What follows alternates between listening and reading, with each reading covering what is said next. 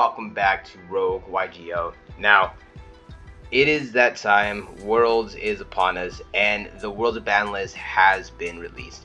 I'd spent a little time going over it, and I just wanted to kind of point out a couple of very interesting things. Now, this tournament is not really going to determine anything, I don't really think it's going to determine the meta, especially because you can tell right here, cards released after June 24th, 2023 are not allowed in the Yu-Gi-Oh! World Championship 2023 tournament.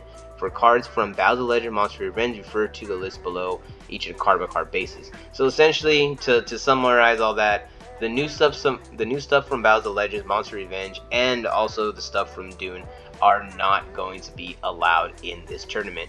And to extension, that's like for those of you that are maybe new to Yu-Gi-Oh! Or kind of forgot how this works, cards that are TCG exclusives or OCG exclusives are also going to be banned in this tournament.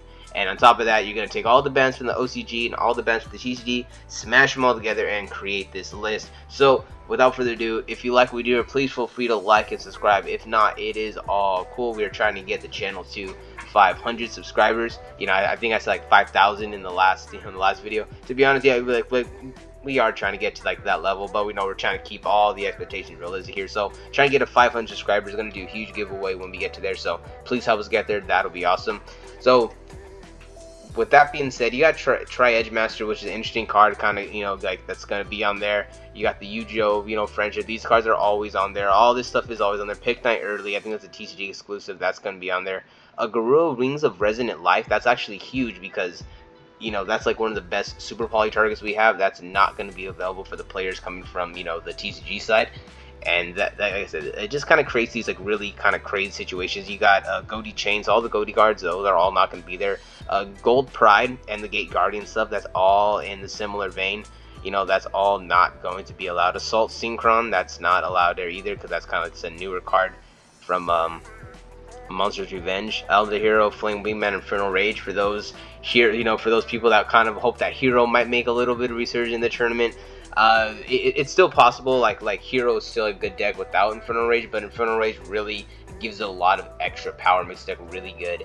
And in this kind of scenario where in this kind of world scenario where if you're not from the OCG, you're essentially kind of playing with a bit of a handicap. You kind of want to take the best deck, either like the best deck in your mind or the best deck, that's kind of like for the format.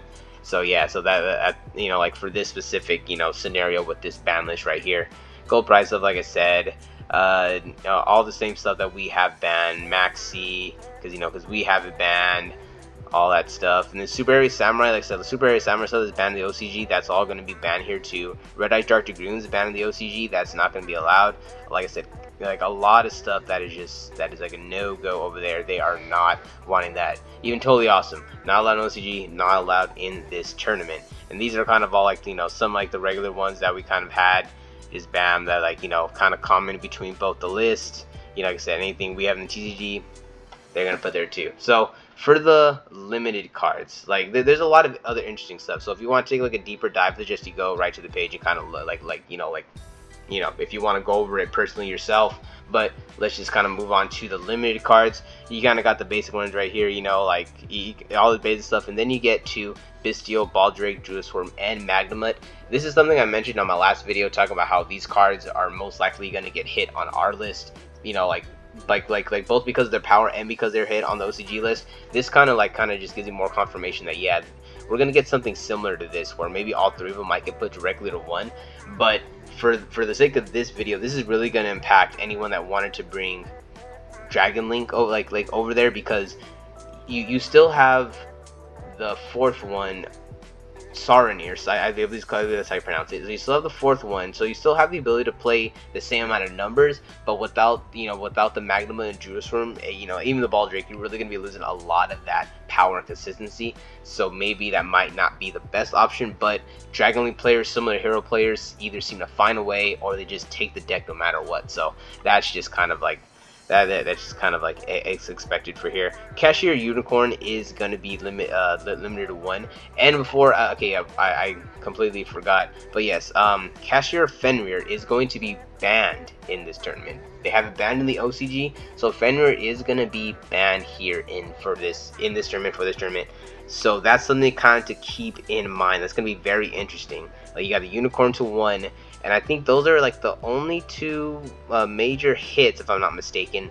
But that's very much impactful. Like, not having the Fenrir to cause interruption and to kind of get everything started, and the Unicorn to kind of make it easier to search into everything, really makes it to where, like, okay, like basically these are the kind of hits of Cashier to where you wouldn't have to ban a Rise Heart, like how I said in my video, if you hit Cashier like this. Like, if it becomes somewhat unplayable, but I would say even now it's not unplayable. Cashier has a lot of powerful cards to kind of still get them to a Rise Heart set 4 pass, so it's still a possibility you kind of see this deck. But low key, I'm looking at Labyrinth as like one of like the top decks. Like, I'm very interested about Labyrinth.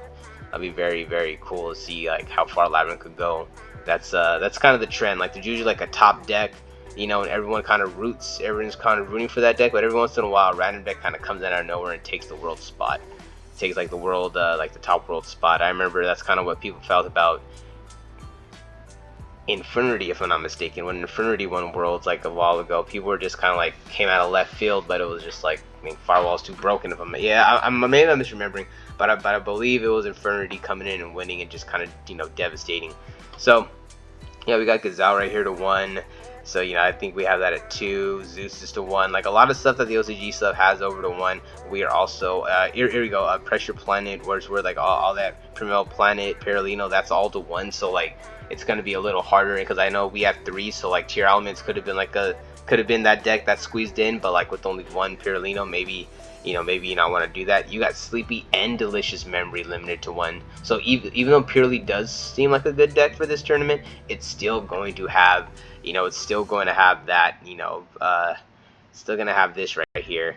And let's see, I believe there is 1 Runic Fountain. Yeah, Runic Fountain is also going to be at 1. I think a Runic Tip is going to be left alone. So you still have 3 Tip, but you only have the 1 Fountain. So Runic variants still have a chance to be good and useful, but with only 1 Fountain, that does make it sketchy, because if they banish the Fountain, then essentially you are kind of like, you lose the draw 3 and the hand trap, which like if it was just losing the hand trap, it wouldn't be that big of a deal, but the fact that you're not able to like draw and recycle everything, that really hurts. So like, depending on, like I said, with 3 Tip, I still feel like the deck Runic variant could still come into Worlds and win. But at the same time, we also saw, in the other tournaments, how you could still outplay that deck. And then you got semi-limited. You got Shifter as kind of one of the heavier ones. Fractal, Motorbike, these are 2 from the OCG that are going to be kind of hitting here. Right of Armaseer is going to be at 2. We have, Gauge. Super Poly is going to be at 2. Rageki's at 2. So, and the Lightning Storm at 2. So it's like, this is going to be very interesting. It seems like Labyrinth is going in with the least amount of things taken from it, but at the same time, you also you have other contenders like Dragon Link, Purely, but then you also have situations like I want to kind of point out. Let me kind of go back to over here. Let me go back to over here. Let me see if let's see if I can find it. Right here. Brand Expulsion is banned. And then over here, it's the Brilliant Cold Wave. Maybe it's limited. Okay, they're probably just limited to 1. They're probably all just like limited to 1.